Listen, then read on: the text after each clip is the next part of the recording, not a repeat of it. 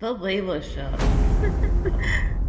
Welcome to another week of The Layla Show, where we build a conscious community one conversation at a time. With your host, me, Layla Ziari, coming at you with weekly episodes every Friday featuring guests from all over the world and so many different industries, sharing their stories, experience, tales, laughing, loving, and just vibing out.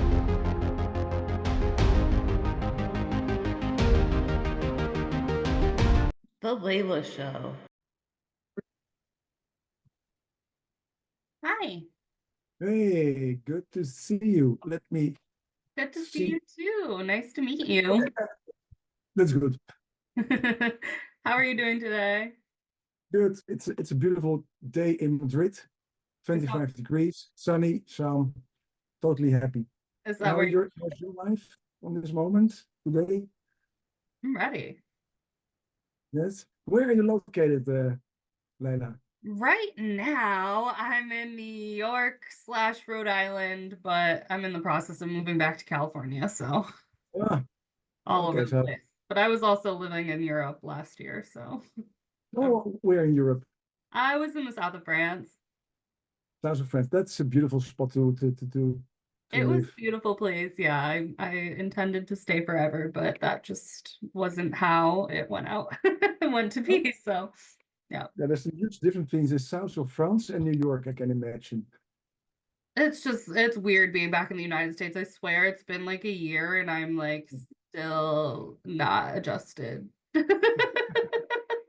I don't think you ever come back fully. Like, Well, I can imagine I visited New York many times, and it is a totally different place than if you're living in Europe.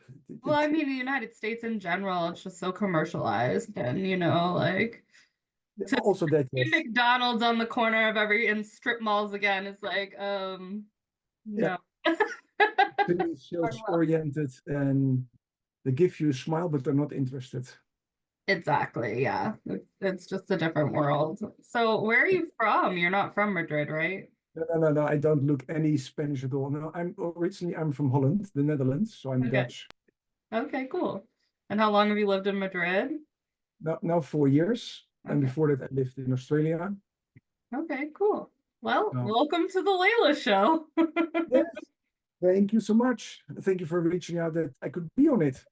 Yeah, That's, absolutely. I'm happy you're here. So, how do you pronounce your last name, by the way? oh yes, that's always nice. It's, of course, it's really Dutch. It's Snijders, as you Sniders. would say. Yes, Snijders. Sniders. Okay. Perfect. Well, welcome. I'm just gonna introduce you and so you do so many things. You have backgrounds in hypnotherapy, psychotherapy, NLP, burnout, PTSD, anxiety, trauma, grief, and you are like 33 years of experience in this. And Yes. you're also an author of, when did you write this book, by the way? Why or how? When? When the first one in 2019, the other one last year, 2023. All right, and that is that when you developed the three brains concept. Yeah, so in 2018, somewhere it really came really alive. And I thought, okay, so working with clients, they said you really have to write something about this. And after a lot of procrastination and saying, I cannot do that, and clients saying, Chris, you just helped us stop drinking, stop this, stop that. And now you're going to have issues by yourself. Look in the I mirror and hypnotize yourself. So I thought, oh, wow, practice what you preach.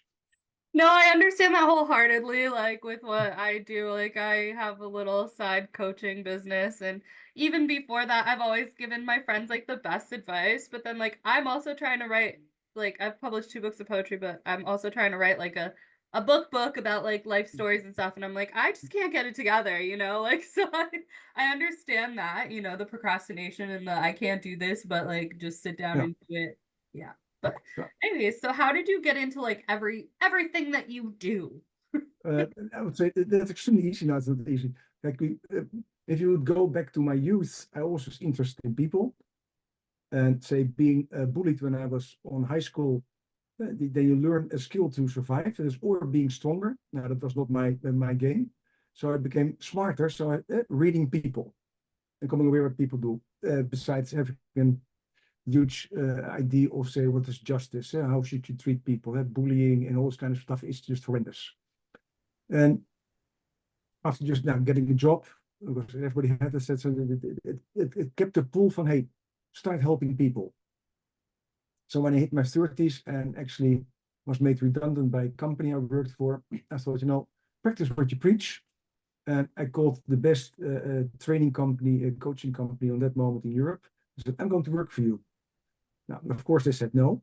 And I said, yeah, wrong answer. Let's try it again. I'm going to work for you. What should I do? And at least during that phone call, that's like, he is so freaking stubborn. Maybe we should talk to him because he doesn't understand the word no. Yeah. So I had some interviews. And at the end, they said, if you're really so stupid, you can work for us. So I joined, and then I really started to work with people and really enjoyed it massively, learned massively because I thought I knew a lot. Came aware I knew probably less than 1%. Yeah. And and that started it. And I got a burnout 10 years later, being say one of the senior partners. And I thought now I learned so much. I got a burnout, so probably I'm still back at square one. I missed a lot of things. So, and also some of my clients came aware of, hey, we cannot change and change. So I started to learn more and more and more. And I thought, okay, so if this doesn't help, I need another things to learn. So you learn NLP, you learn hypnotherapy, you learn Reiki, you learn all this kind of stuff. Okay, maybe that helps. And when I moved to Australia, something like 14 years ago, I thought my life was somewhere organized, got a beautiful partner. And we were living in really half year in Australia, just finished our house we were building. She decided to start cheating on me with another guy and run away. Yes, and so sweet she did it. As she always said, I did not do it in our bed. How Now that fucking makes it, kind of you. Thank you so much, yes, ma'am, for your consideration. yes, I thought, wow, this is really sweet of you that you just did it on the couch, the guest room, maybe the kitchen floor. Oh my God. And in the house at that, either way, it's horrible, but like the No, justification. Well, I didn't do it in the bed, but you did it in the house. Can't you at least get a hotel or something? Not that that makes it any better, but wow. no, Okay. no, no, no. So anyhow, so after half a year, she moved out. I stayed in our dream house, Mm, and I had some like I really almost went into a depression. So what the hell am I doing here? right. I'm in Australia, other side of the world. Don't have friends here. I'm still trying to find, say, my business to start. I'm going to pay her rent for the house we have.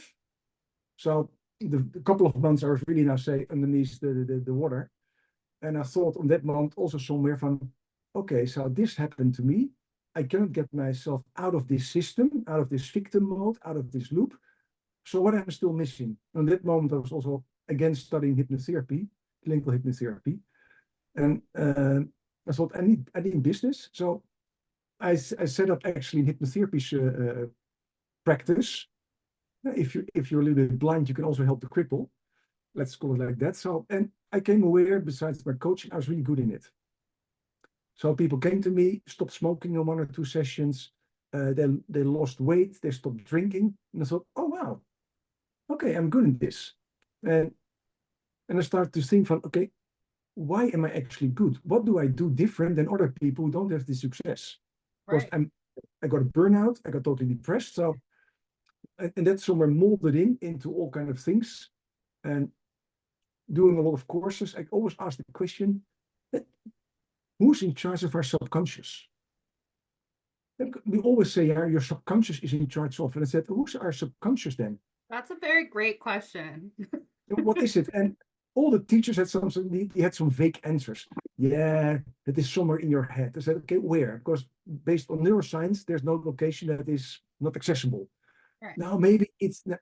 So long story short, I still finished, I visited multiple people at the same time, Peter Levine, Joe Dispenza, and and some other guys. And I came aware they're all talking about, say, the body also has knowledge. And I knew that from my earlier trainings.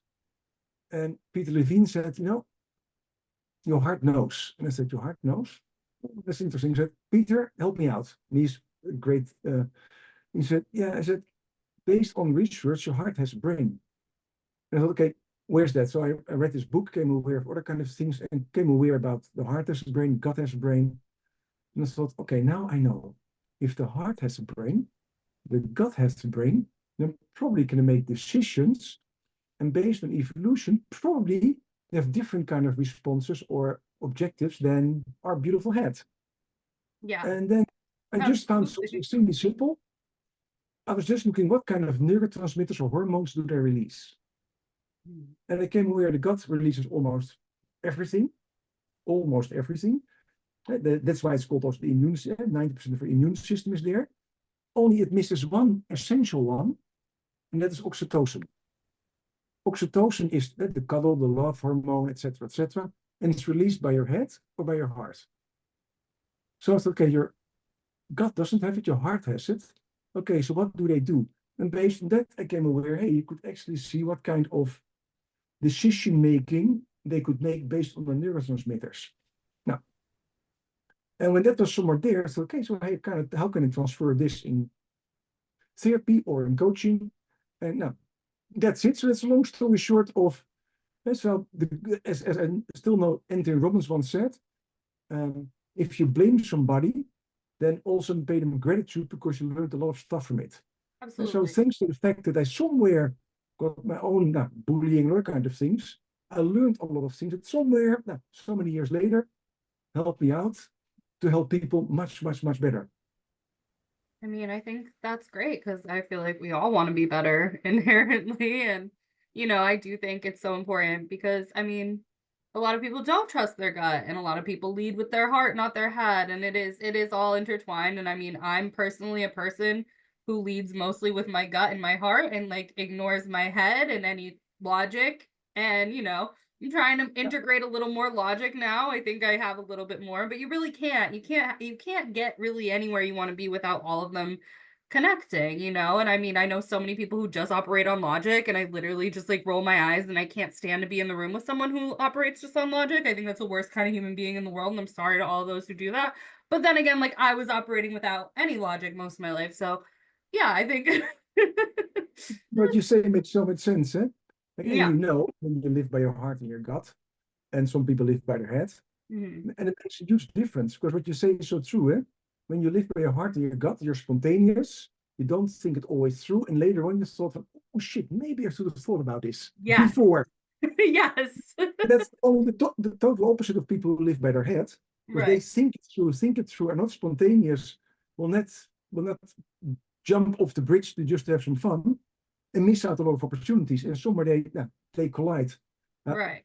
there's only one thing always to add when people say, I follow my heart or follow my gut. I said, that's great. Or my head. I said, that's great. So, but how do you know it's actually well aligned? I said, Right. how do you mean?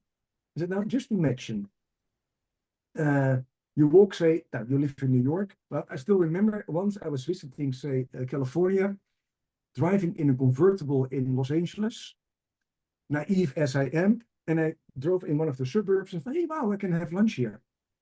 And while stepping out of my convertible, what I rented, a big guy comes to me, something like this thing from, oh shit, that guy is really huge. And I'm 6'2". And the guy Oh, walks to me and you're said, pretty tall anyway. Yeah. yeah, I'm pretty tall, but that guy was really huge. And Yeah. I said, you are not living here. I said, no, sir. My voice really jumped up. And, oh, shit. He said, let me give you an advice. When he really came close, I was almost peeing my pants. He said, step in your car and drive away. And I just could say, why? He said, otherwise your car and you are gone. And I still remember that. So I thought, okay, thank you. Jumped in my car, thought, don't pee and drive away. Oh my God. Why I say that is really, something like 25 years ago. Um, I trusted, say, my heart to see a nice environment. Hey, this looks nice. This Right. is friendly. And I learned somewhere also from there, based on misalignment, not always trust it. Because let's say a highly impactful event, you can call it trauma, although nothing's really serious happened, and somewhere change, say, my heart or my gut feelings. And so become a little bit more fearful in areas you don't know. Hmm. Well, there's maybe no risk for it. I was a little bit more on alert now. So if you just follow your head, heart, or gut, and say, let's call it a trauma event happened, you can almost be for sure your head, heart, or gut are misaligned. So that trauma is directing your choices. And that doesn't help in the future because the trauma is maybe a single event and I'm not driving in Los Angeles on a daily basis. Yeah. So it doesn't make sense to have the same response when I drive in Amsterdam or in Madrid. Right. So how do you align them? Now, one of course, know yourself, as Lao Tzu says already 3,000 years ago. That's actually coming aware. If I make my decisions, besides what you said earlier, how they are all aligned, does my head, heart, and gut actually agree? Also, when you feel, say, somewhere like a stronger emotional response, and especially an emotional response, just like a feeling, then you know there's something, an emotion connected with the memory or the decision you're going to make. And if it's a past emotion, I shouldn't do it because 2 years ago this happened. They know actually that that event is actually going to steer your current decisions. Sometimes it's good, but a lot of times it's not good because your heart and your gut don't know cause and effect. The only part in your body that knows time is your head. Right. So heart and gut always live in the present. Hence, also trauma stays alive. And that's why an war veteran or a PTSD person believes that now he or she is still walking in Iraq. Mm. Because their heart and gut, especially the gut, thinks, oh shit, this is still dangerous. The gut, oh, hey, by the way, you're now walking just friendly in Seattle or whatever, or in Michigan, and nothing is happening. So we have to be aware of it, and then actually, now you could say, educate the heart or the gut. Hey, it's not now anymore. So what happened is actually 1, 2, 3, 4, 5, 10, 20 years ago. The moment that happens, it's really like almost snow pudding in a microwave. It disappears in 2 seconds. So I've seen people really beginning in the session feeling now totally misaligned. And after 1.5 hours, they stepped out. So it's like, I'm newborn, I'm reborn. I say, oh, wow, don't get those reborn stories, please. But it says, Chris, it's almost like 20 kilos dropped off my shoulders. And even if we tested it, say to create a scenario that they could actually be fearful or stressful, whatever, it doesn't happen anymore. And they are totally puzzled. They say, why don't I feel stressed now, Chris? I said, now, probably because you solved it. I said, how's that possible? 2 hours ago, I was still extremely stressed about it. So, but how to do that is actually coming aware which brain is, say, in my words, misaligned. And what does the brain need to let it go?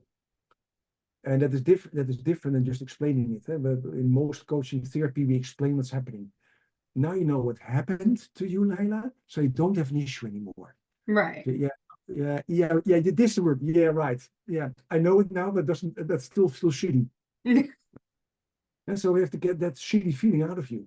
And shitty feeling is actually gut-brain word. And people say, Chris, I've got a shitty feeling about it. Actually, the gut brain is still not happy. So the gut brain needs something. And as a joke, I'll say, now, okay, let's first go to the bathroom.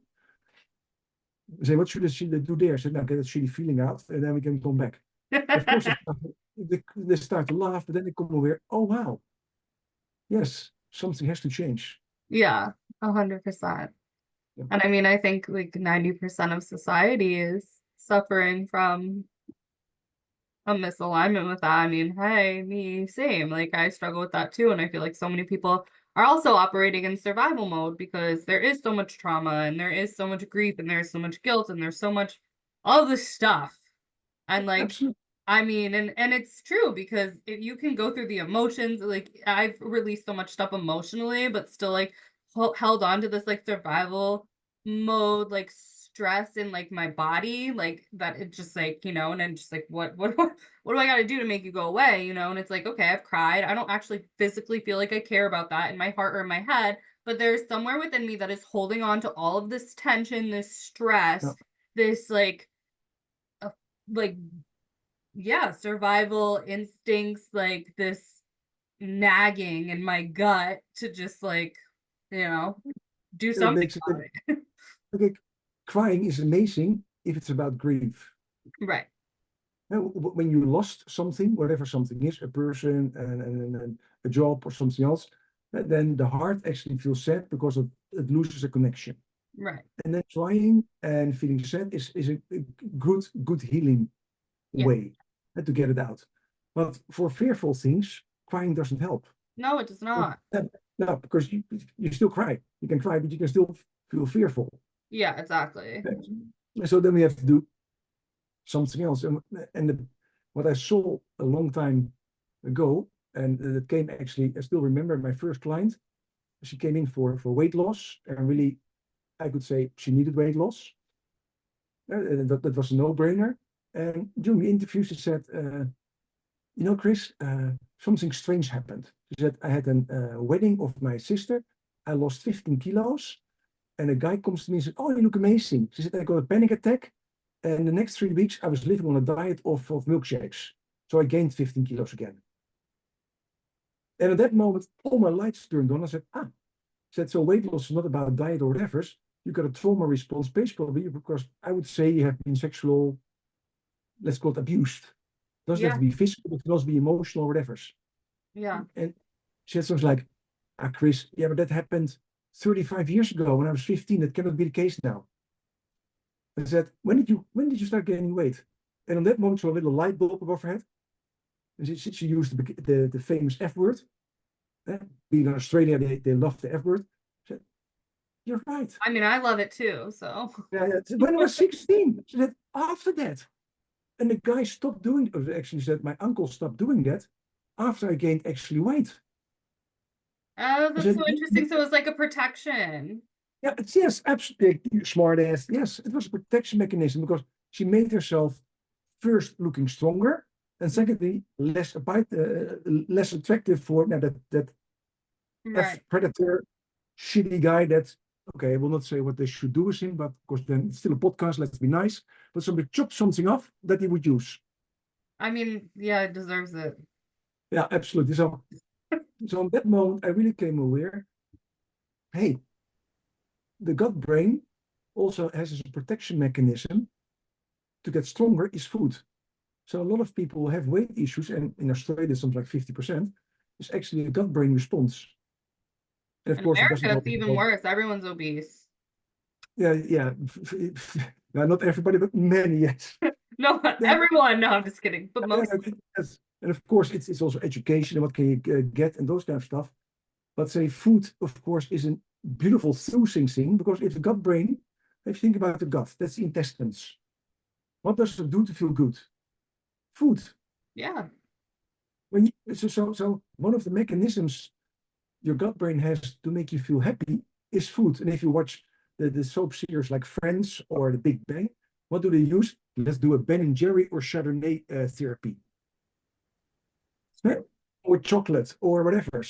And they start using actually food as a compensation for not feeling happy. Mhm. So the moment you know that the gut brain then is in charge, quote quote again, we only have to get that reason out, and people start dropping weight without any issues anymore because the reason why it was gaining is not there anymore. So the gut brain says, okay, I don't have an issue anymore. I can now get back to normal. And of course, if people don't know what normal is, because they have it all 10 or 15 years, you have to educate them what's actually normal. Right? Because once had a client who said, Chris, what is normal? And normally eats, say, now, and he was eating something like 2 chickens a day and a hamburger, 2 liters of Coca-Cola. And it's like, okay, so we have to educate you what is a quote quote normal food pattern. Of course, that helps if people are totally not educated in that anymore. And the moment we kicked out 2 liters of cola and two chickens, yeah, it became much easier for him. 2 chickens is a lot of chickens.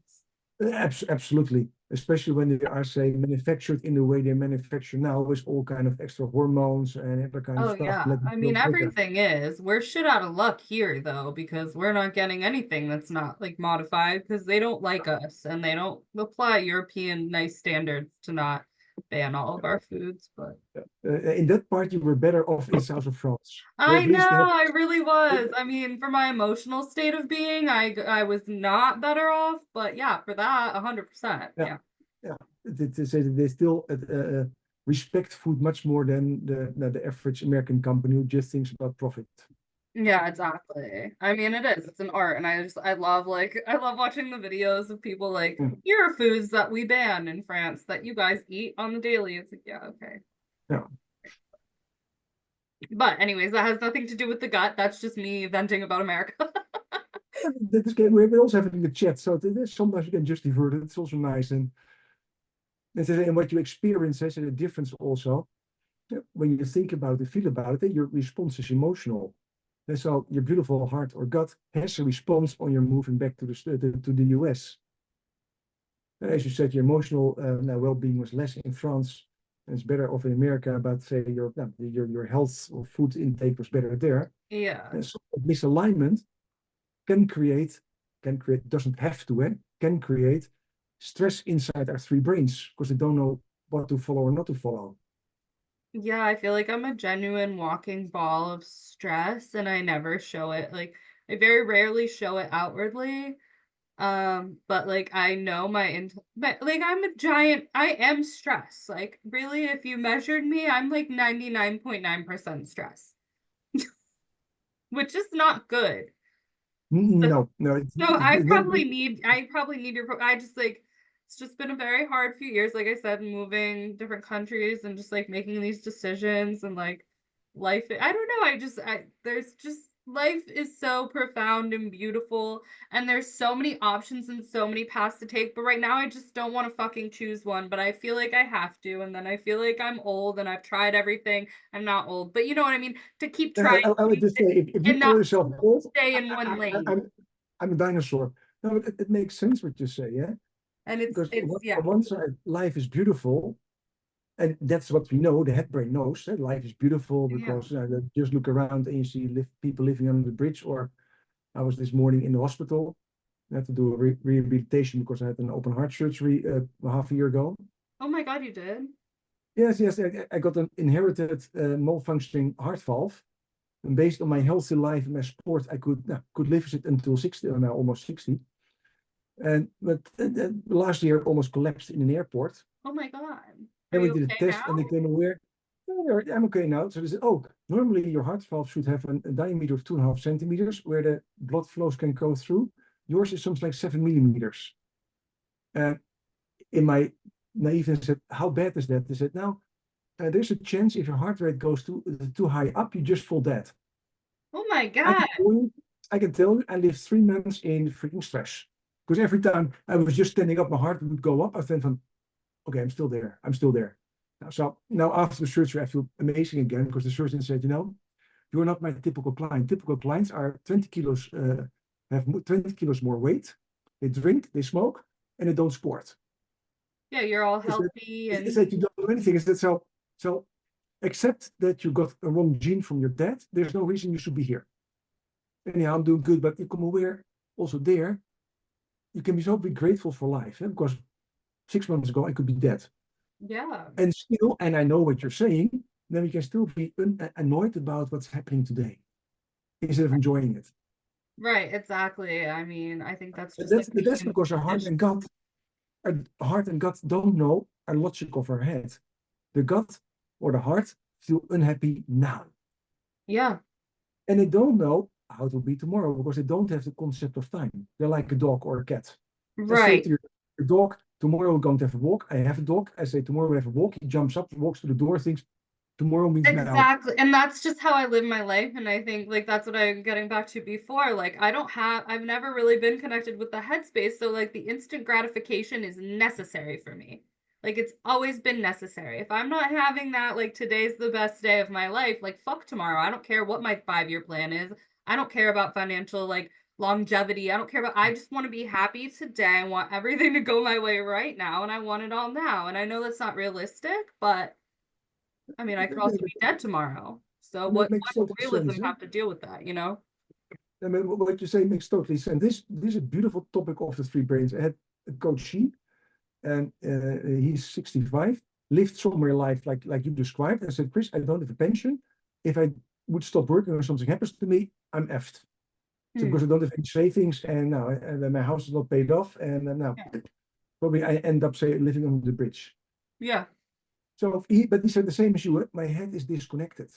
Yeah, mine has Limit, no business dealing with the rest of me. and for him, it was a really his upbringing. He had a really horrendous dad. If you listen to his story, it's like, oh wow, so it's rather good that you still lived up to now and didn't drink yourself to death. And so, but if we say would reconnect your beautiful head to your beautiful body, then it doesn't have to be, don't have to become a head brain person who says, let's think this through before I make a decision. That's the other option. But if you would make a decision, at least choof, choof, it goes up and down, then say half of your decisions would be, say, more integrated, more solid, Yeah, and would create also less stress. The same as you feel the stress, and this one could be connected and said, dear heart, dear gut, right. I know that you're unhappy now or stressed now, but I can tell you in half an hour based on my analysis, it's over. The red light doesn't stay on for 2 hours. It's 1 minute. I love that. And I the would moment that, love, right. and the moment that happens, then people feel better because I know your story. My head brain is also always lacking around. And so I'm not as you, I'm a little bit more sensible, a little bit. I But mean, I do. I'm trust me, I'm much more sensible now than I was like any other time in my life, but it's still, I do think things through a little bit more now, but almost to my detriment because I'm so not used to that thinking that instead of it feeling like empowering, it feels like a prison sentence when I access that logic because I've never used it before and I know it doesn't have to be that way, but I've literally done like, okay, I'm moving to another country on a whim. Okay, I'm starting this profession and then quitting the next day and doing something else. And I've made it work so long, but it's like, it's not sustainable. And when you get, I'm not old by any means, but when you get older and you've lived this impulsive fly by night life, like you do start to feel the weight of like, I don't even know, like I'm in a hermit mode so hard right now because I'm like almost ashamed to like I don't know what to tell people. Like, hi, I'm 31 years old. I have absolutely no idea what I'm doing, nothing to show for myself except for a lot of experiences, a lot of licenses, and like I've lived a lot of places. Like, that's just like it's so now, but like I guess when I integrate the brain, it's like this crippling, like, what the fuck? So yeah, yeah. It makes sense. Kijk, when we're younger, in general, I say that this part of our brain where we take risks does not get fully developed until 21. Hmm. And so we learn also the first 20 years of our life actually to enjoy life much more. Yes. And then somewhere, say, rationality steps in. Yeah. And of course, how much did we train that based on your upbringing, based on your school, based on your other things? You, we do it more or less, and what we train becomes stronger. That happens everywhere. The same with your brain. The brain just shows that. You can train to be logical. You can train to be more compassionate. You can train to be more self-centered. It Yeah. doesn't mean you become, but you can be more. Yeah. So you can train that, but the pity is the stronger one of them gets, the more it gets used, and the more it gets used, the stronger it gets. So it's It's, something like a catch that's 22. that's how muscles work, repetition. Yeah, so it is slowly starting, say, to to integrate and to trust them. And trusting or listening to them doesn't mean you have to follow up. The Mm. first step is always start listening to them. What do they say? What does my gut say? What does my heart say? What does my head say? And you don't have right away to jump into the others, but at least come aware, what do they say? I, And think a moment. And I don't really know. They then might all think be a moment. screaming. I And, think they're and there's a all good just thing about your heart and your gut. If yeah. you wait 5 to 30 seconds, depending on what kind of topic it is, that urge is gone. That's true. And between 5 and 30 seconds, if you can wait so long, the urge is gone. I mean, In at least that's 95% of the short. cases.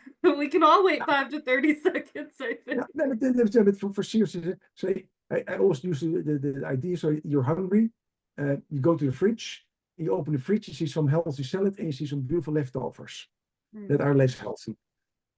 Then when you walk to the fridge, you say, okay, let's go for healthy because we already had, say, an pasta for lunch. Then you open your fridge and you see all beautiful things, and you say, oh, hey, I still have a cheesecake. Yummy. Yeah, I also see the salad with carrots. Okay. He's good. Yeah, if you wait 5 seconds, probably the salad wins. If you choose right away, probably cheesecake wins. Yeah, that's So true. it is actually learning ourselves to let those three communicate with each other. Oh, So like, yeah, okay, well that's not too much time to wait. I mean, it's not like an hour, it's not No, like no, no, no, no, no, no. It is really because they get the beauty of them is our concentration span is something like 30 seconds on average. After 30 seconds, most likely jumped into another mode, on average. So if you wait up to 5 to 30 seconds, your heart and your gut actually have something else to do. They're totally disconnected to what you were thinking 30 seconds ago. I'm It- laughing because that feels that's so accurate. Just like I can like this is connecting so much in my life for me just because like I said I've lived mostly from my gut. And you know what? They are. They're over it. Like they really do. They're like, "All right, done. On to the next thing." This Let's do makes something so much else. fucking sense. Yeah. It is like going to a bar and saying, no, should I take a gin tonic or should I take a sparkling water? Sparkling water. Yes, that's easy if that's a good choice. But if you have difficulty with it, you wait 5 seconds and you go for the water. If Yeah, you choose it exactly. right away, automatically you go for a gin tonic or whatever you like, or a red wine or Dirty a, martini. a dry martini. Yes, a dry martini. Okay, sorry that I did not know your brand.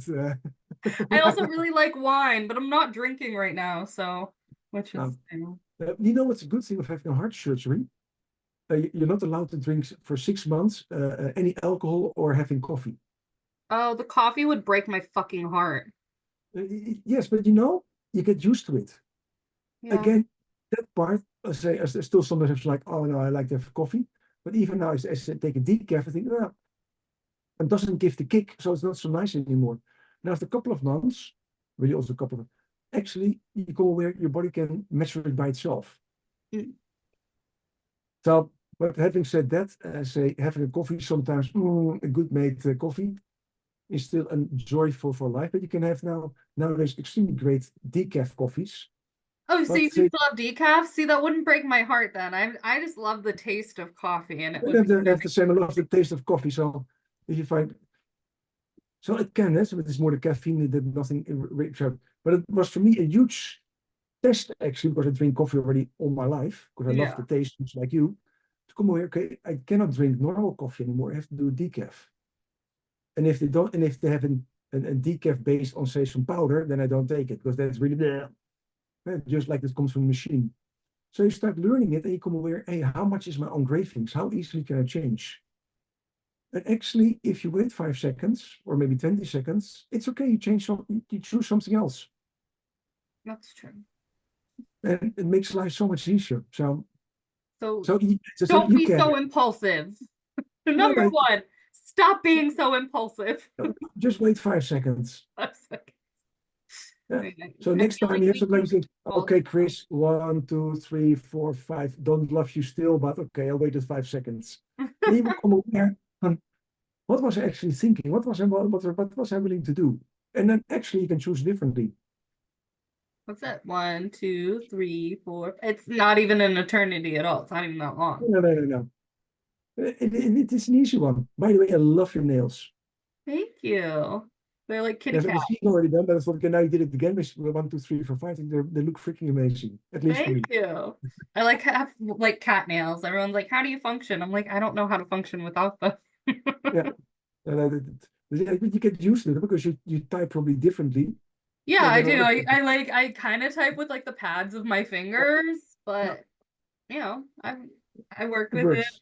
People Yeah. are someone literally came up to me the other day and they're like, "I bet you can't type on a keyboard." I'm like, "I literally am a writer. Like, what do you think? I just can't fucking write?" Like, Yeah. But it's beautiful how people then have a judgment. They don't ask you a question, how can you use, but they already have a judgment. That yeah, they if already you have think, like such a judge. I don't like that. But you know that there's most people. They have a judgment. I probably do about some things too. I really try not to, but I might. again, your heart and your gut make judgments, especially your gut. Because if you make That's a true. judgment, and also your heart does, your heart knows what's right and wrong based on values. Your gut knows what's right and wrong based on survival and how you function. So every judgment is actually saying, you're not like me, you're different, therefore I don't like you. So if you now become like me, I like you again. And that's Right. really a gut brain response. The gut brain likes that everybody is listening to them. So if they say, oh, I don't like your nails, or you cannot type, actually what the person is saying, I don't have those nails, I cannot type. So I judge you that you cannot do it, become like me and become a boring beep head. Yeah, see that sucks because I love individuality. I think individuality is what makes us all so wonderful. Although like of course I have my own judgments and I definitely do judge very harshly quote unquote normal people and I think that I need to really let that go. That's been coming up. I realize I've been staying with my family again before I moved back to California and I my mom is like, "Wow, you're like super judgmental about my life." Like and I'm over here helping you all the time. And she's like, I said something like, I don't want to be a basic fucking bitch. Like something stupid like, That's what you say, yeah? and So she's like, what? your So do you gut, think I am? Like, yeah. your gut brain is actually saying, you're not like me, become like me. So mom also start becoming crazy. You start just being spontaneous. Yeah. So I yeah, judge what you people say, who aren't spontaneous. And I know it's not nice to judge, but like, yeah, if you're not spontaneous, if you're not a risk taker, if you're not living your life, if you're not willing, if you're just like abiding by I judge the fuck out of those people. And I don't think that's yeah, nice. that's a bit of a gut brain. So then you start listening with your heart and say, what do they do actually in life? How how do they become happy? And if you Yeah. start learning from them, you become aware they are happy in their own life, in their They own little really group. are. I've seen some of that and it's mind-boggling because I had no idea. In my Yeah, stupid gut brain, you couldn't possibly be happy like that, you know? so it's really you have to you have to don't have to. But if you start listening with your heart, you start actually coming aware. Hey, what's happening with them? How do they do that? Mm. And that's actually also then integrating your beautiful head because your head is curiosity. Yes. And that's Oh, well, I actually do have a lot of that. yeah, so let's ask a question: how do they become happy? How do they live their life? What's the reason they choose for this? And then you become aware that maybe it's not our lifestyle, Right. but based on their lifestyle, they're extremely happy and they're enjoying whatever's. But if Yeah. you think about the people who become the oldest on this earth, they wrote books and films about the seven blue holes. Those people are not as adventurous and they don't move from place to place. They Right. live in a community, have their daily exercise in walking and whatever's, eat healthy, are with their friends, have sometimes a wine, do their stuff. And maybe you could say that's not adventurous, but they live on average 10 years, and for Americans, 15 years longer than the average American. But see, like then my other side goes, who cares about living longer if you don't get to experience? Now, like, I know that story. People say it so much to me. Yeah? That's about the last 2 years of your life. Do you like to suffer? Like No. if you live a life and just like my ex dad-in-law, you just get a heart attack when you're 84 and say the only suffering you have in your life is the last 10 seconds of your life, then it's amazing. That's amazing. Yeah, but, Ideally. yeah, but But I'd most also people, like to live to be like 200. So I no, kind of I want it all. but most people who live, say, a quote, quote, let's call it a more spontaneous and healthy life, they will have heart issues, vascular issues, diabetes, cancer, and all this kind of stuff. And those years are really no fun. No. I still remember the guy who came to me. He was in an oxygen mask, has been stink behind him because he was 50 years a smoker. Mm. He said, Chris, I'm going to die in the next 6 months. I said, okay, that is a good start, good opening. How can I help you as being a therapist? He said, I like to win from those fucking cigarettes. I don't like to die like a smoker. Help me win. And in 2 sessions, he was a non-smoker. And I asked him actually back the third time just to have a chat with him because I wanted to actually know how he was. And he said, Chris, if I could do it over again, because he said the same as you, from it is about life and that you enjoy life. He said, the last 5 years has been a hell. Yeah. And nobody likes to die. So you keep on living, even though your life goes less and less and less. First, you accept that you cannot walk the staircase. Then you accept that you cough every 5 minutes. Then you accept that you need an oxygen tank. I think Then you just kill accept me at that actually, point. yeah. So I said so. Then you accept that actually your foot gets amputated because somewhere based on all the kind of stuff. Your veins are not working properly anymore, and your foot get black. So that's why you're limping. You've got an artificial foot. He said, so you start getting less and less enjoyment in life. So the last 5 years have been in hell. He said, so you could say, I paid my dues for thinking, oh, life is fun and just enjoy life. He says, but we don't know how we die, and nobody likes to die. So nobody, when they get a little bit less, says, I put a bullet in my brain. So we accept that life becomes less and less and less, and we suffer, and all the joy gets squeezed out. But again, I don't accept that. but your gut brain doesn't know future, so it will not say, "Oh, stop doing it." That's Oh, true. your head knows. Your head knows this is not healthy.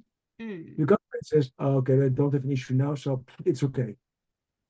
Yeah, And that's so true.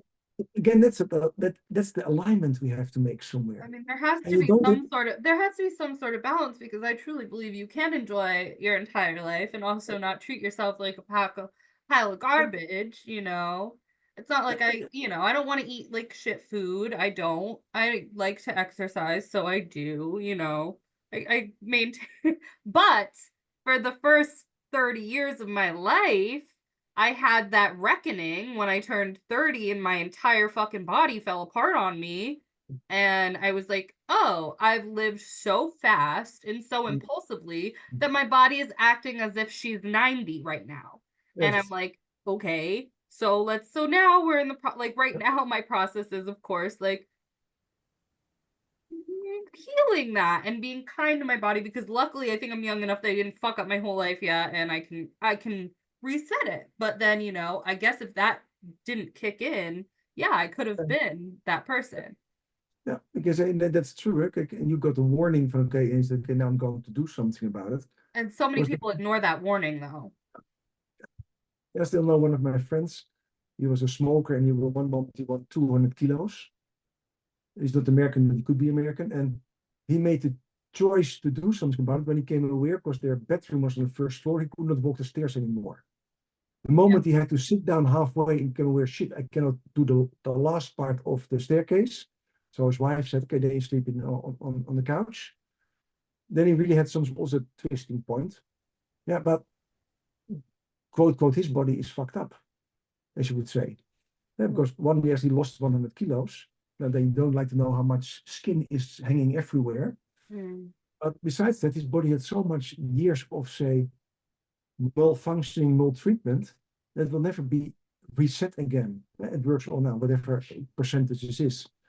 So, yeah, and we discussed because he's one of my friends. He says, yes, I would not, he said, if I could have changed it in the past, I would have liked to have done it, but somewhere I missed the resources. Yeah, now you talk to me and whatever. And he was also in denial, from, the same as you. Well, when I have to go, I have to go. Unless the moment came that maybe it was there. And then, of course, you got afraid from, oh shit, that means maybe I will die next year. And I then you better start changing. not. I mean, you're still 31, so it will not happen to you. And when people get in their 50s, somewhere the body really stops. If you did a malfunctioning on your body, then between 50 and 60, most people get sick and die. Oh, I would have like if I had kept going the way I was going, I 100% wouldn't have made it to 50. Like there's no universe where I would have made it past like 45.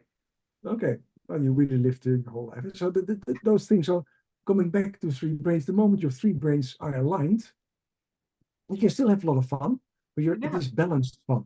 Yeah, yeah, yeah. And I guess that's what I've been doing naturally, but it is a weird adjustment. Yeah. And yeah, it's a strange adjustment, but it feels good. But it definitely is like a shock and all. I think it's a shock when you realize how much, and I didn't like equate it necessarily to three brains. Like you're like this makes a lot of sense, but just like, yeah, the shock when you kind of sit back and like stop going so fast and realize how what the fuck have I been doing is it's a shock. Like it is. So it's crazy how, the and I always thought like I was ahead of the curve and I knew everything. Of course I don't fucking know anything. I'm like obviously, but it is, it's like, and we need all those functions. And Uh, until you stop and look at it, or something kicks your ass and forces you to, and you actually do it, like, you have no idea how misaligned those forces are in your life. and the beauty is when you talk about say when it has an effect on your body, the moment your body is in shape again, automatically you feel much better and much more happier. Of course, much more dopamine and serotonin gets released and endorphins gets released, so you feel much happier. And you don't wake up thinking, oh, shit, I have to wake up. Oh, my back hurts. Oh, my knee hurts. Or you sit down and think, hey, I didn't fit in this chair anymore. Or you don't have the energy. Mhm. Hey, so the moment you feel say fit again, then you really feel much more happy inside your whole body because your body is actually enough feeling okay. Did you ever think about look at a dog? A dog is always happy, almost. But you can Oh. see a difference between, say, fit dogs and dogs that are really fat, like little pigeons, by their by their owners, and walk around like a sausage on four legs. They don't smile or are happy anymore. No, how can they be? That hurts. That Yeah, sucks. it is. But dogs are naturally happy animals. The Right. moment you put them, say, on a diet in those cases, and they get slim again, they become start running again and start being happy again. Right. And Yeah, because actually, a beautiful when you're example. like bogged down by all that weight, you really don't have energy. You really don't have life force. You're really exhausted all the fucking time. You really just can't get around the same. And like that is not pleasurable in any universe. It is depressing. Like there's nothing more depressing than having like when my back is like fucked up and I can't get around and I don't have energy during the day and I'm lethargic and I'm like, what the fuck? I want to go enjoy my life, but I like physically can't. That's the worst thing in the world. So of course that dog's miserable. That Yeah, it poor is. So, thing. yeah, yes, so if you say that I use dogs as an example, because they don't have a beautiful head, that makes logic of their feelings. Yeah, so it's just a natural thing how you treat your body, how happy you are. You can see it say in dogs or in cats, because they don't have the logical mind we have. Our logical mind then starts playing, oh, I'm not happy. Maybe I need a new watch. Maybe I need a new car. Maybe I should eat more. And we start putting externalizing our happiness instead of, and the happiness is just coming from inside when your three brains are somewhere aligned. Yeah, I know. Isn't that sad that that's like the first, instead of like when you're unhappy, instead of like getting to like, let's just add more shit. Like, Yeah, maybe I'm a of course, little stressed, so let's add like more debt. Maybe I'm like overeating. Let's add more food, more drinks, more overindulgence. Like, no, yeah, it is. And of course, the shopaholics, every addiction is I have. actually an excuse or it is a method to soothe the pain we have. And the Yeah, pain is actually, the pain, of course, is a huge word, but something we have a void inside ourselves. We're not happy. And we start using addiction to feel better. yeah. Oh yeah, I definitely used to use. Well, I mean, I'm Yeah, still kind of a shopaholic, but not as much anymore because you know what? I realized burning my bank account in fact does not make me happy any longer. And that but little quick fix does not actually solve any problems. It just makes me more stressed in the long run. it's beautiful. If you have, say, 10 shirts, or in your case, maybe 10 dresses, you have to choose from 10. And that's okay. If you have 50, Oh, I definitely have 50. then the choice becomes harder. And because the choice becomes harder, you start thinking, I don't have enough or I have not the right one. And you could be start becoming unhappy. When you have less choice, most people are happier than if you have more choice. That's You so see, true. you have also seen in the menus now in France, you see that. Menus in France are not big. They don't have 5 pages of food, they have 2 pages of food, maybe three max. Mm. Because the less choice, the happier you are. If you go to the average thing and you see 40 different kind of pages of food, you become unhappy. The same now in your beautiful dresses or shoes or whatever we have. The more we have, the harder the choice, the less happy we are. That's so true. I look at my closet and I genuinely am like, I have nothing to wear. Yes, and probably if I stand next to you and say, I just counted 50 dresses, Lila. Can you explain again that you don't have anything to wear? Or And do you I'm like to like, walk I around? there's no, I'll also say like there's absolutely fucking nothing. Like, Yeah, Yeah, because there is too much choice, so you don't know what you like. Because it's actually because then the choice between your heart is too hard. Your heart cannot choose from 50. It can make a choice from 5 maybe, but from 50 there's like what system overload. Don't know anymore. Well, welcome to my closet. Yes. Well, okay. Okay, so we should maybe purge some clothes. Yeah. No, sometimes what helps people if they swap it in winter and summer clothes, then at least they skip I've half of it. started doing that, which has made a world of a difference. Yeah. How did it make a difference, Lila? I'm just curious because you did it. I mean, it just like made me feel better looking at my closet. So like, and yeah, I don't know. I think it really just realistically made more space for me to be able to like, shoop, shoop, shoop, you know? Yeah, go through it and see it. Yes. Yeah. Because otherwise, I don't know. It just felt convoluted in my soul when it was all together. Yeah, Although like I and don't really know. I don't really like own many winter clothes per se, but there's definitely like summer, yeah, I'm going to the beach and it's hot, and then the rest of the year. So, you know. And the summer clothes have no business being in the rest of the year. and the funny part is if you are people, you are as a person who have 50 dresses, Mhm. and you would put them all out and say, okay, which dresses do you wear the most? You probably find maximum 5 to 10 dresses. Yeah, and they're all like black. All the black dresses. So the funny part is if you then remove the other 40, you would actually miss nothing. I would miss that Parisian white and red Yeah, dress. of course, on that moment you would see, hey, my closet is empty. What happened? Who stole my dresses? Yeah, Well, but besides that, you won't feel unhappy because it's easier to choose. that's So true. the real say, and we can say it's the right or wrong example, but the Steve Jobs was the Zuckerbergs. Hmm. Yeah, they have a really small limited closet because they know if I don't have to choose too much, actually, I feel happy with what I'm doing. Instead of Right. having this whole discussion, oh, because just imagine your 50 dresses like you. Yeah, I don't like that one. I don't like that one. I don't like that one. Then you say 40 times, 49 times, I don't like it. What does it do with your body and with yourself if you say, I don't like it? You're setting up a whole negative mantra. that's true. And we don't want negative mantras. I No, love it. It's fantastic, divine, sensational. yes. Yeah, so if you go through your closet, that's a great one, that's a great one, that's a great one. And then also your choice becomes hard. After 49 saying great, then your heart brings up and says, okay, 49 were great. How are you going to choose, beautiful Lila? I don't know. Stress again. This is such an analogy for how I feel about life right now because I mean, I look at so many people and I'm like envious. I'm like, you are passionate about this one thing. Then I look at myself and this is why I have a really hard time having success in any of the businesses I've ever started because I have too many choices about what I love that I can't even pick a fucking lane in life. Like, I'm like, I love fashion. I love music. I love writing. I love organizing. I love this. I love that. I love people. I love real estate. Like, can you pick a goddamn fucking lane? Because I personally can't keep up with myself anymore. And it's becoming a detriment to myself. But, like, I mean, I have 3 different Instagram accounts for 3 different businesses. And now I'm just like, I don't know what to do with any of this. And it all needs to just go away and we're just done. Like I don't know what like you know what I mean? It's just like it's too much. It's just like with the closet. It's too many choices. I feel like I'm passionate about too many things.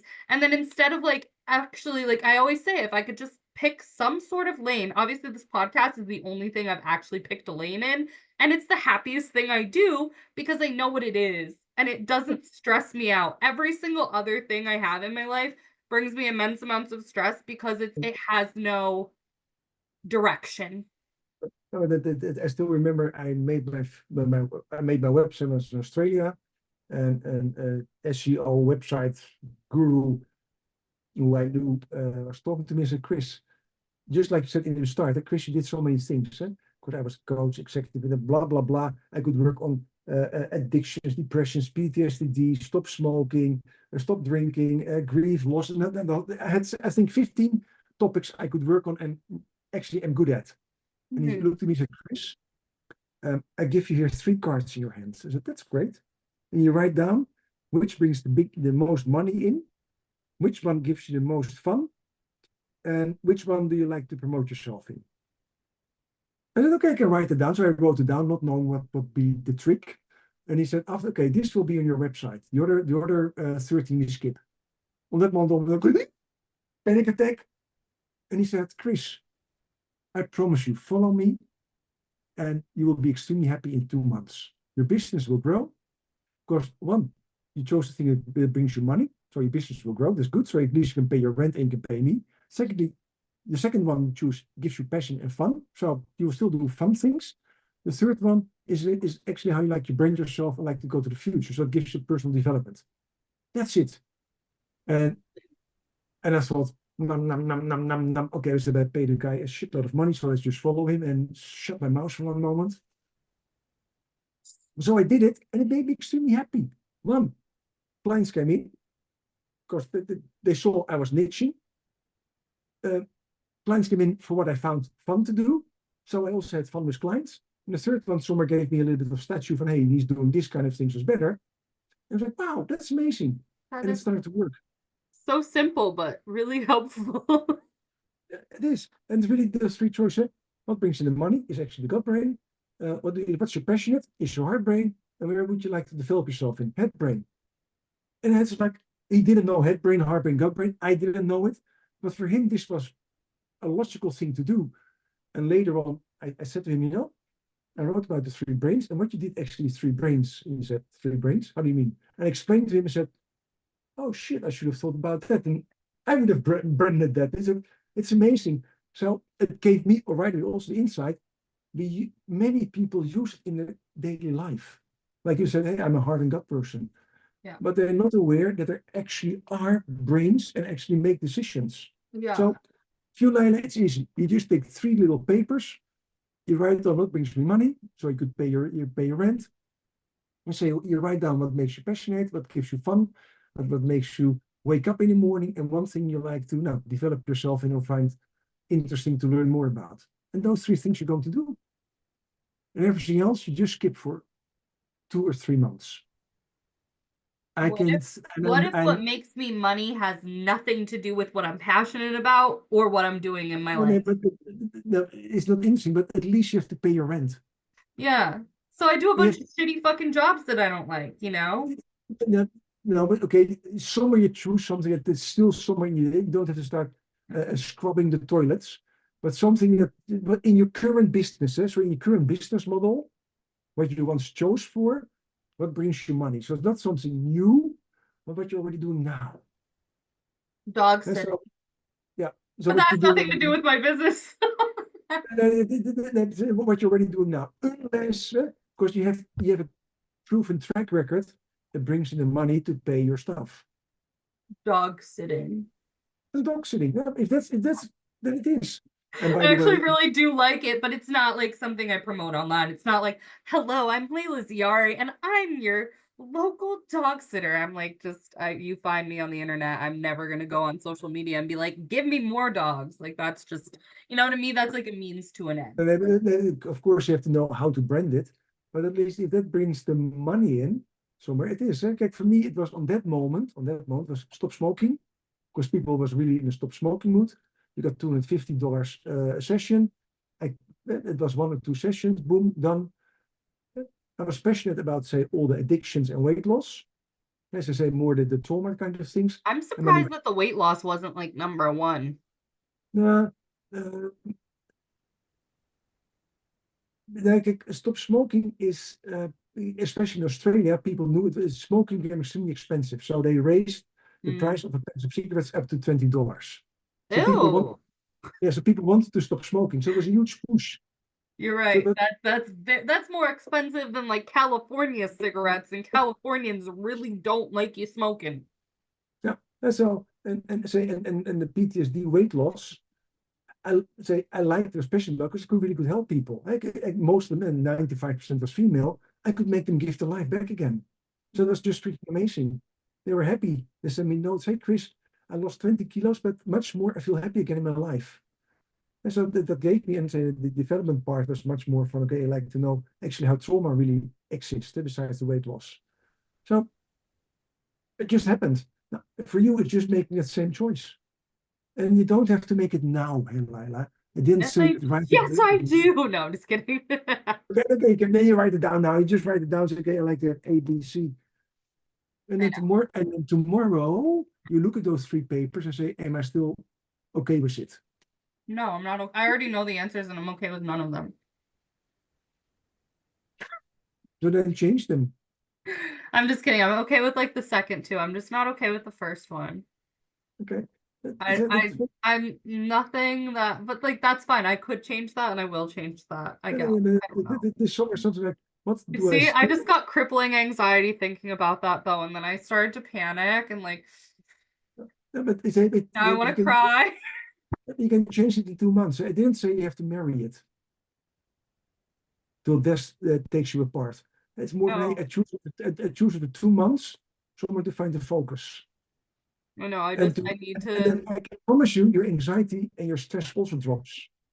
And like it's funny because I know exactly what I need to be doing right now. It's just like when I overthink it is when I panic. When I think about all the other, like I know exactly what I need. I know exactly what's bringing me enough money right now to sustain myself and move back to California. And I know exactly what I need to be working on. And I'm doing the money thing. I'm not doing the working on thing because when it's time to work on my passion project, which is finishing this goddamn motherfucking book, I spin out with all the other possibilities of all the stuff I'm not doing. And do you see like just what happened? My heart just like exploded. And I was like, Yes, I and actually so have it all down. Like I'm doing fine. I'm just my worst fucking enemy, as we all are, and you know? there's one beautiful thing. You're 31. You still have 60 years to go. So all those other things, you have 60 years to go for. No, but And like then but can I be young and beautiful while I'm doing that? yeah, hey, come on. I'm saying I'm 20 years older than you, and I still look freaking amazing. At least in my opinion. Of course, you can totally disagree with me, but I'll so take it. so you can. I'll take And it. yeah, so you can. You're beautiful now. Probably 20 years, you're still beautiful. Because if you do what you love, it keeps you beautiful. That's true. That's true. Just look around when you go on the street, you will see people having a face like this. And I like never, I'm always laughing even when I'm traumatized. So this is Yeah, really good for me. yeah, get this because when people are this, then it creates all kind of other wrinkles because it's actually they're unhappy. So they send out of cortisol and they appear farina and adrenaline in their body. And it actually that stops the rejuvenation of your body. If you're happy and laughing, it creates oxytocin and it Yeah. helps you to rejuvenate and keeps you young.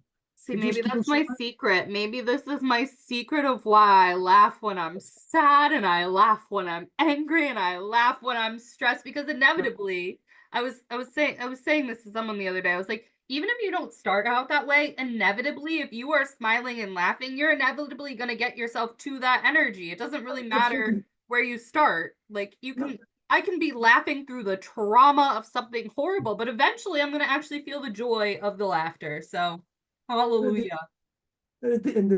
you're so true, eh? And there's research done when people are sad and you let them make a fake smile, Mhm. uh, in 5 to 10 minutes they feel better. They feel so Because much better. Like one yeah, of my favorite, like I do a lot of qigong in the morning because I need to do something. I either do like a kundalini yoga, like a breathing or a qigong. And one of my favorite qigong ladies on the internet, she's always like, and I know you're doing something weird, but just smile because yeah, smiling energy makes your body smile. And like legitimately every time you do it, you just feel so good. You're just like, yeah, yeah, so I'm happy. And you can be so fucking pissed when you start it or just like I don't like this day, but like by the end of like a couple seconds of you smiling, you're just like actually feeling happy. yeah, so true, so true, Yeah. so true, so true. Fake it till you make it sometimes. I don't know, trick yourself if you have to. Yeah, fake it until you make it. But say you can also fake your happiness and become happy again. Of course, Yeah. it does not resolve all your traumas, but it stops actually in that moment the feeling bad about it. Yeah, and I think sometimes we need that because, like, I mean, I have a tendency to absolutely spiral. And then when I'm done spiraling, I'm like, I actually really am not in such that bad like it just happened right then. I started to literally panic about all the possibilities. When like if I actually just get rid of that, like I'm actually in a very good place right now. I'm in a Yes. very good position. I've had a really shit last 3 years, but like I have a plan. I know what I'm doing, and it's all actually working for me. Whether or not I'm doing exactly what I want to be doing for like a while right now, no, I found a way to make exactly what I want work for me. So why the fuck did I just let like why do I let myself get the Yeah, spiral? And it's like so if you can just eradicate that, it's not really that bad. you're so right. So that's so true. Yeah. Well, anyways, we've been on here for like an hour. So how do we work Yes, with you? How do like do you still do one-on-one clients? Can people yes, contact? yeah, yeah. So besides the training, I still do one-to-one clients because that's now my passion thing. So I would say the money comes in from the training coaches Yeah, and leaders how to use three-brain coaching. And that's the money part now, although I still love it, so that's good. But the passion thing is still is to work one-to-one with people. Because you can make a change in really a person. Like if you train people, they become better, more wise, etc., etc., etc., right. But it's etc. less personal. Yeah, but if you work with one-to-one, people come in from, Chris, I messed up, or Chris, I have this, and then after whatever kind of time, 1 session or 5 sessions, whatever, you see them really glow again and happy again. And you think, but that is so much fun. That's Like if I so would do it, validating and uh, so, yeah, yeah, absolutely. If people then send you a little message back from Chris, I did not believe I could feel like this again. And you think, that is so nice. You make one person happy and they influence it to the rest of their own community. And yes, so it makes it this those little drops in the ocean that somewhere fill the ocean. So yes, there was a long answer why I still do one-to-ones because it's just freaking amazing. no, I love it though because it is. I understand that it's so fulfilling to work with each person individually. But yeah, okay, so we can take your training class. We can work with you one-on-one.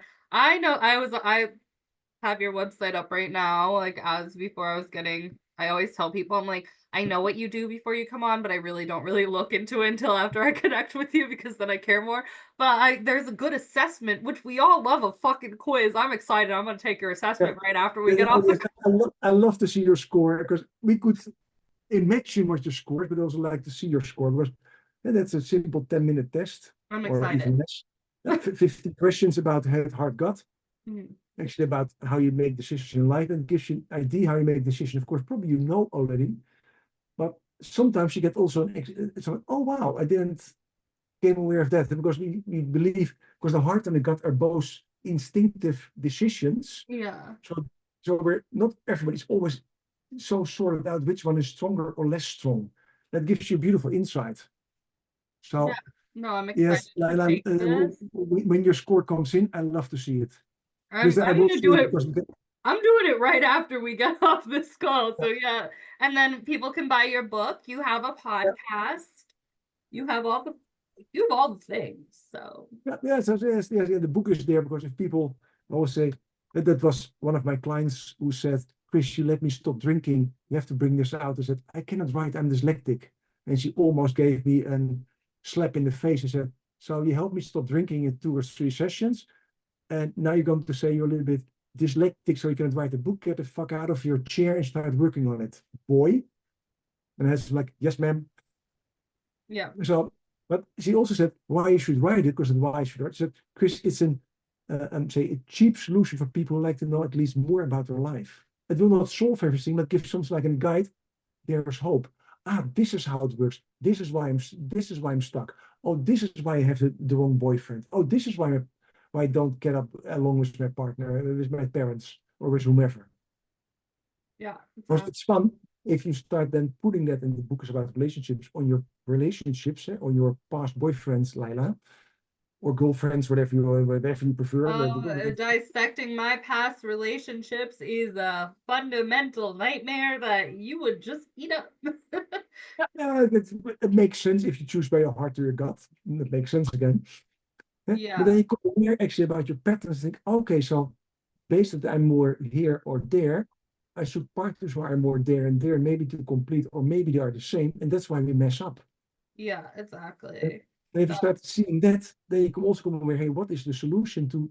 to work on that. So that's why I wrote the book, because I, we honestly, all I should have for my audience talked about that for this whole hour, not about myself, but because yeah, we can do people that. We can do it next time. You just next invite time me we're gonna another have to, time. because I know everybody eats up relationship stuff. I'm just like violently single at this point. Like I'm single to the point where I don't give a shit if I'm ever in love again or have another human relationship with a romantic partner. So like that's not my priority anymore. But it's funny because I went like 31 years of my life having that, like no, not like 29 years of my life having that be my priority. So, but I know that that's a lot of people's priority.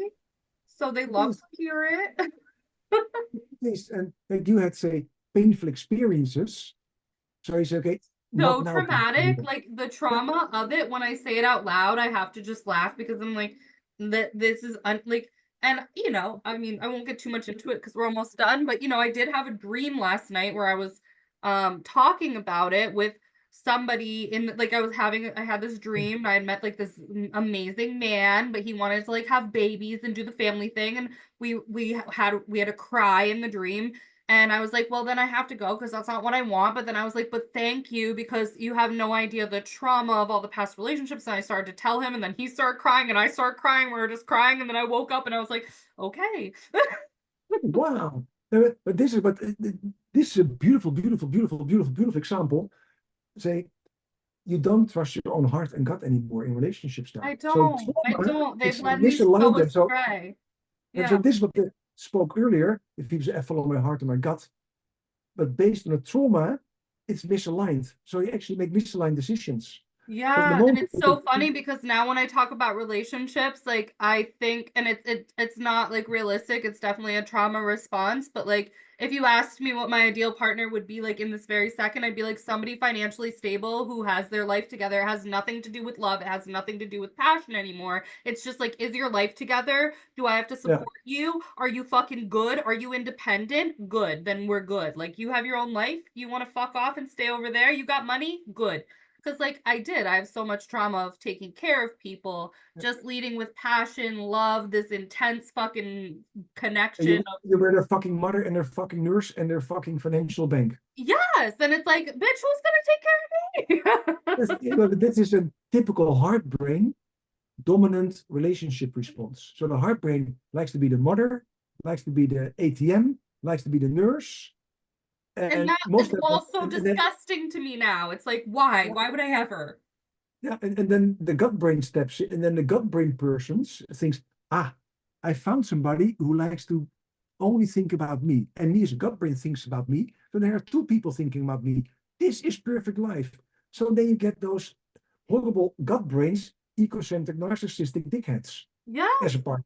that's all I've No, had, and I obviously don't want that anymore, but now I'm just so turned off by the idea of relationships. And I know they're not all like that, but like at this point, I'm just physically disgusted by the yeah, because concept. yeah, because also you cannot trust your decision making anymore. So your gut brain says, "I've got a solution for you, dear Lila," and make you so disgusted Single that forever. you don't like to have sex in the next 10 years at all. I like literally people, yeah, no, I couldn't care less if I ever have sex again. But that's a gut brain response of protecting you. It So the really, gut brain now yeah. says, "Okay, your heart makes horrible decisions. Hmm. I'm fed up with it after so many years. Yeah. I take command." So heart brain, I shut you off. Bam, and that happens. And unless until say the heart brain gets say educated how to choose a better partner, Right. And I and think your it gut brain needs says, to, because I think like how I think right now is honestly very sad, and it goes yeah, against my true nature on every level of my being. Like I've yeah, also always been such a passionate, loving, like romantic, like I yeah, fucking have a book of love poems published for Christ's sake. Like I love love. So like this like bitter, like yeah. cutthroat persona that I do to protect myself is really at the detrimental to the core of my being, and it's not who I am, and it is kind of fucking me up a lot right now because that's just how I'm viewing things, and it's like, but that's not me.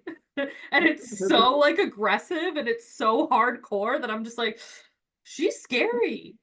that's exactly why I wrote my book. So people come here, oh, I am heart brain. And most people who have issues in relationships are heart brain people because they Mhm. give too much and get too less. Yeah, exactly. The average gut brain person will never read my book because then he comes to where he can be less egocentric. Right. They go, but I don't like being less egocentric because I love that everybody's around me. So they don't buy my book because they love to be in their own world. Unless all those beautiful heart brain people say, just say stop. Hey, okay. And all gut brain people don't get any partners anymore, then probably they start changing. But that's what I love to see. So Well, we're so definitely gonna have you back on to go it's like only talk, in let's depth talk on about this then we because I talk could about talk about relationships. this. Yeah, I could talk about this for like 3 more hours. So we're gonna have to have you back And for it's this good one. that they have also, we have a blast. We have a lot of fun. It's also nice to have a podcast where we have fun instead of answering some serious questions. Oh, fuck that. This is what people always ask me what the topic of my show is, and I'm like, conversation. They're like, Yes, what? conversation. It's Yes, and we have fun. conversation. It should also be fun to listen to. It's more fun to listen to people who have fun than to a serious like Yeah, English, like no, lecture and like whatever. I hate the scripted Yeah, questions. I don't want to yeah, do a questionnaire. I yeah, want to just flow with it, just like I do life. But like, let's get more heart centric and let's yeah. send people to your website. I will link to all my viewers. I will link all of his links in this description as always. And do you have any parting words for our audience? And words for everyone. Now, first, I want to thank you with all my heart, Leila, for introducing, for getting me in the show and having such a beautiful conversation. Because I You. connected now with a beautiful soul, you, Well, and thank you. it's really a pleasure. For all your listeners, I would say keep on listening to Leila because she brings beautiful conversations. And if you think from, hey, this somewhere made sense what Chris was saying about three brains in life, I would say now visit my website or do something else. I would say read my book. That's for 10 euros. The easiest way to get an insight to make your own life happier because we're all too precious and life is too precious not to be happy and have a fulfilling life. I agree. Whatever fulfilling means to you, you can still be crazy and be fulfilled. And you can be extremely stable and still be fulfilled. It is. I love that. That was great. I laugh So because I'm a little crazy. But I so appreciate you and thank you so much for conversating with me. And I can't wait to have you back on to talk about relationships. yes, love to. Hey, Have big a hug. great day. Thank you so much. Ciao. Ciao. The Layla Show.